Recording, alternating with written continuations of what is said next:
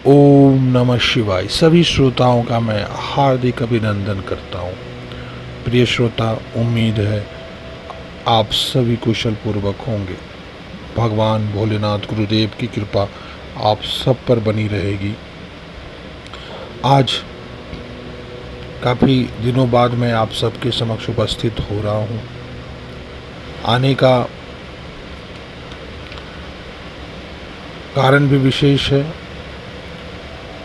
क्योंकि कुछ बातें हैं जो मुझे शिष्यों से पता चल रही हैं कि बहुत लोग अप्सरा साधना के बारे में बहुत सारी चीज़ों से अवगत सही से नहीं हो पा रहे हैं और वो गलत इन्फॉर्मेशन उन्हें मिल रही है और वो अपने रास्तों से भटक जा रहे हैं और अपना समय तो बर्बाद कर ही रहे हैं, साथ ही साथ अपने जीवन का कुछ जो विशेष समय है उसे भी वो बर्बाद कर दे रहे हैं, क्योंकि उन्हें सही से अप्सरा साधना मंत्र और जो विधि होती है उन्हें अच्छे से पता नहीं हो पाता।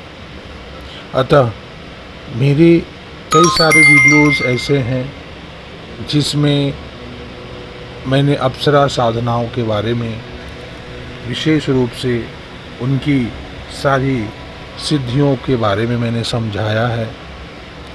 और आज मैं आपके समक्ष एक नई अप्सरा साधना के बारे में बताऊंगा, अप्सरा के बारे में बताऊंगा, क्योंकि यो तो मैंने पहले भी बता रखा है कि चाहे वह भारतीय साधना ग्रंथ हो या तिब्बती लामा की ग्रंथ हो, सब में यह दर्शाया गया है कि 108 ही अप्सराएं होती हैं। तो 108 अप्सराओं में से कुछ ही गिनी चुनी अप्सराएं हैं जिनके बारे में मुख्यतः लोगों को पता होता है। और आज उन्हीं 108 अप्सराओं में से एक ऐसी अप्सरा जिनका नाम स्वयंवरा अप्सरा है, मैं स्वयंवरा अप्सरा के बारे में भी कुछ बताऊंगा। क्योंकि मेरा जो अप्सरा के बारे में मैं जो भी आप सबके समक्ष बातें रखा हूँ या रखने जा रहा हूँ, वो लोक कल्याण के हित के लिए ही है। क्योंकि ऐसी साधनाएं जो कहीं ना कहीं छुपी हुई हैं, जिनके मंत्र और विधि किन्हीं को पता नहीं है, और अगर ऐसे व्यक्ति जो इस लायक हैं कि इस साधना को कर वह अपने जीवन को पूर्णतः मैं बना सके और अपने जीवन में हर एक चीज़ों को प्राप्त कर सके, इसी उम्मीद के साथ मैं आप सबके समक्ष अप्सरा साधना के बारे में कुछ बातें पुनः बताने जा रहा हूँ। क्योंकि मैंने पहले ही आपको अवगत करवाया है कि अप्सरा साधना जो होती है वो अपने आप में एक ऐसी साधना है जिसे हर कोई भी मनुष्य संपन्न कर सकता है। सिर्फ अगर मनुष्य ठान ले जिद पर, तो वह किसी भी अप्सरा को सिद्ध करके अपने जीवन को पूर्णता की ओर ले जा सकता है, अपने जीवन में आनंद भर सकता है, अपने जीवन में वह हर एक ऊंचाइयों को प्राप्त कर सकता है। अप्सरा साधना जीवन की एक आवश्यक साधना पद्धति है, जहाँ उच्च कोटि के देवताओं ने इन साधनाओं को संपन्न किया है। साथ ही साथ कई योगियों ने भी, ऋषियों मुनियों ने भी, महर्षियों ने भी अप्सरा साधना को संपन्न किया है ताकि अपनी ज़रूरतों को वह पूरा कर सके।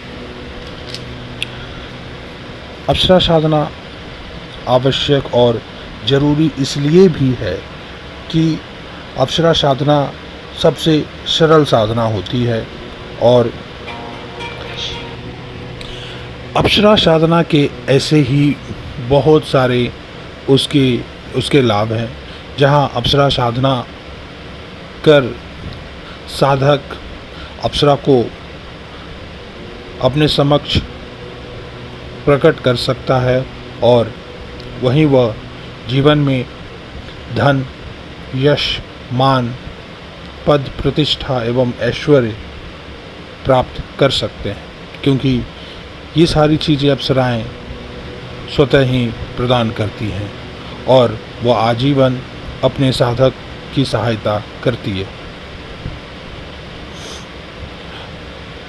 मैंने पहले भी कहा है कि साधक किसी भी अप्सरा को चाहे तो सखा, सहचरी, प्रेमिका, सलाहकार किसी भी रूप में कर सकते हैं, उसका इस्तेमाल कर सकते हैं।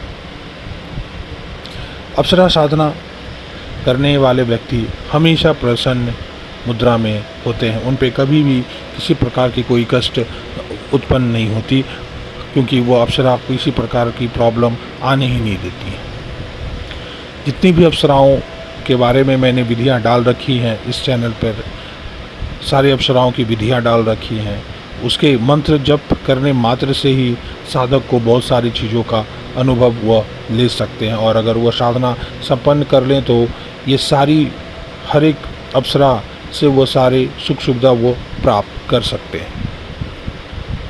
क्योंकि यह हमारा सौभाग्य है कि हम अप्सरा साधना के बारे में जान रहे हैं और इन अलौकिक शक्तियों को हम प्राप्त कर सकते हैं। आज के समय पर यह काफ़ी कठिन होता है, लोगों को विश्वास बहुत कम होता है, क्योंकि लोग इन सब चीज़ों से परे हैं, और जो व्यक्ति को इन पर विश्वास होता है तो उनके लाइफ ज़िंदगी में भी, उनके जीवन में भी अप्सरा साधना को करने के लिए उनके अंदर उतना बल नहीं होता, उनके अंदर इतना क्षण शक्ति नहीं होता, उतनी एकाग्रता नहीं होती कि वह मंत्र जप कर अप्सरा को सिद्ध कर पाए। जबकि अप्सरा साधना जो होती है वह सबसे सरल साधना होती है। मैंने कई सारी अप्सराओं की साधना दी, जहाँ पर कई सारे साधक ऐसे हैं जिन्होंने अप्सरा साधना का लाभ उठाया है और अभी भी अप्सरा साधना का लाभ उठा रहे हैं। ऐसे तो आज मैं आपको जिन अप्सरा के बारे में बताने जा रहा हूँ, अप्सरा है स्वयंवरा अप्सरा। स्वयंवरा अप्सरा एक ऐसी अप्सरा है जो दिखने में वह अन्य अप्सराओं की तरह काफ़ी सुंदर व्यक्तित्व और सुडौल शरीर और एक अद्भुत काया के साथ वो आपके सामने प्रकट होती हैं। और अगर जब साधक स्वयंवरा अप्सरा को सिद्ध कर ले तो वह साधक के बुलाने पर सशरीर साधक के सामने उपस्थित होती है और साधक की हर एक इच्छाओं को पूर्ण करती है। तिब्बती लांबा में के ग्रंथों में भी स्वयंवरा अप्सरा का काफ़ी वर्णन किया गया है। बहुत सारे सिद्ध पुरुष योगियों ने अपने समय में स्वयंवरा अप्सरा को सिद्ध कर अपने जीवन को आनंदमय बनाया।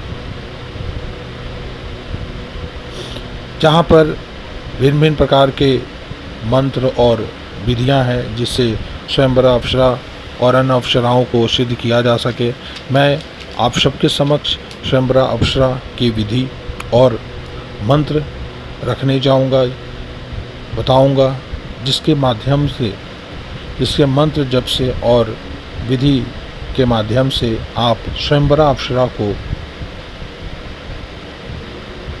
सिद्ध कर अपने जीवन को धन, यश, मान, प्रतिष्ठा एवं ऐश्वर्य से भर पाएंगे। क्योंकि स्वयंवरा अप्सरा होती भी हैं इसी के लिए कि वह अपने साधक को धन, यश, मान, पद, प्रतिष्ठा एवं ऐश्वर्य से परिपूर्ण कर दे, भर दे। अतः जो व्यक्ति, जो साधक स्वयंवरा अप्सरा का मंत्र और विधि के साथ उसे सिद्ध कर लेते हैं, उन्हें स्वयंवरा अप्सरा सारी चीज़ों से, सारे धन, यश, मान, प्रतिष्ठा, ऐश्वर्य से परिपूर्ण कर देती है, भर देती है। साधक को कभी भी जिंदगी में किसी भी प्रकार की कमी नहीं होने देती है। मैं अगले वीडियो में आपके समक्ष स्वयंवरा अप्सरा का मंत्र और विधि रखूँगा।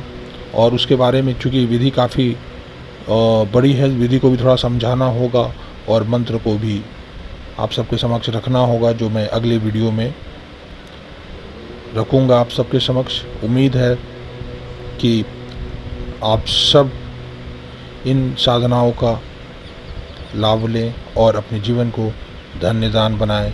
किसी भी तरह की कोई प्रश्न हो तो वह अपने प्रश्न को लिख सकते हैं कमेंट में, और मेरी पूरी कोशिश रहेगी कि मैं उनका आपके सवालों का जवाब दे सकूं। स्वयंवरा अप्सरा के लिए अगर किसी तरह की प्रश्न आपके मन में हो तो आप कमेंट बॉक्स में बेहिचक मुझसे पूछ सकते हैं। आज मैं अपनी वाणी को यहीं विराम देता हूँ। आप सबका कल्याण हो। ओम नमः शिवाय।